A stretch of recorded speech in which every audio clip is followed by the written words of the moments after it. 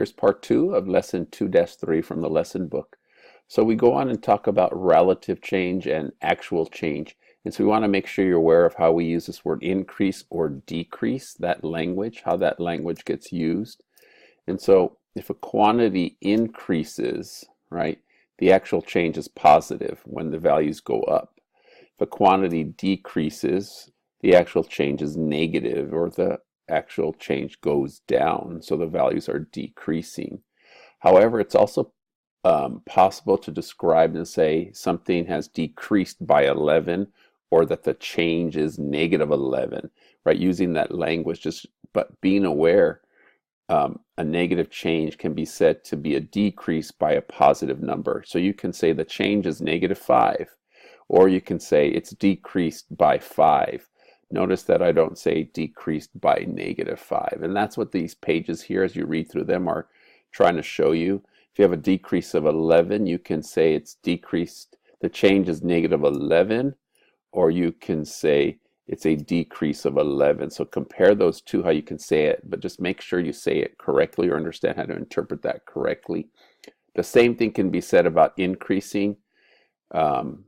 But again, since they're both positive, it doesn't matter. It's really with those negative examples where you have that situation where something is decreasing. So you can say it has a negative change, or you can say it's decreasing by a certain amount. So just be mindful of that. Read through those examples so you have a better understanding of that. We're going to go ahead and actually do some calculations of actual change and relative change. There's a lot of calculations here, so you may not be able to do them all, but I have some answers here to show you. But again, the actual change is you subtracting those values. Relative change is using your formula to end up getting those values. So here are the answers to this. Take a look at that. Here are the answers to that. And then notice again, a certain rounding to 1 decimal. Again, that will be, and any problem will be told to how, right here, round to the nearest 1/10 of a percent, so you can see where that comes from.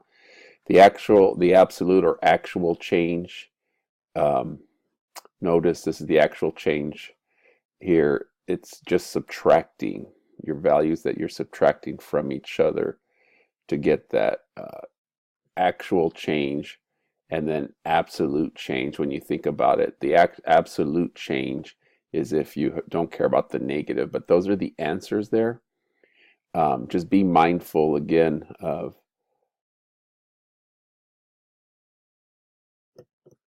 with that information now that you can go ahead and answer some of these questions from 1 through 6 and 7.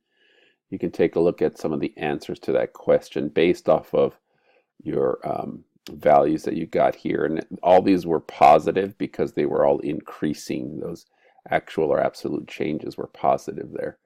And so then you can answer some of the questions. You can pause this and look at the answers to check your answers to these questions. And then we can take a look at number 7 to make sure you know what's happening there. So here's the answer for number 7 as you look at it. Michigan's population change from 9,883,000 to 9,993,000. What was the absolute decrease in Michigan's population?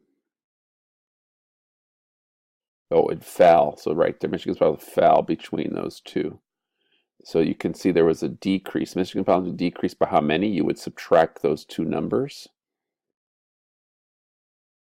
And then how do we get the relative change? You're going to divide that by the original amount. And so sometimes you want to say that's a negative 0.55%, which you can say, or you can say decrease 0.55%. So make sure you can get those calculations correct, what you're subtracting by and what are you dividing by. Remember, you're dividing by the original amount.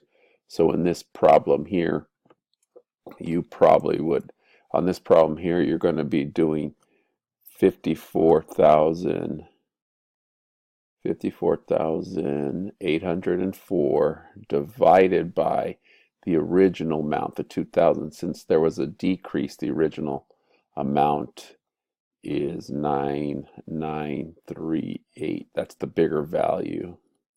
The new minus the original. That should give you your 0.55 approximately there. Okay, so you can see where you get that. There's some other answers to these questions. You're going to do the work. You're going to try again. If you need that extra practice to go through these problems, here are the answers as you go through that. Again, you should be able to check to see how you can get those answers there and where those percentages come from. Again, you're doing that difference divided by the original value. It's all you can pause to see these answers here, but it's important that you know how to get those answers with this problem here as you read those, and then take a look to see where you can get those solutions from there. That takes you to D. And then to end again, to end here, maybe I'll do a video here with this one.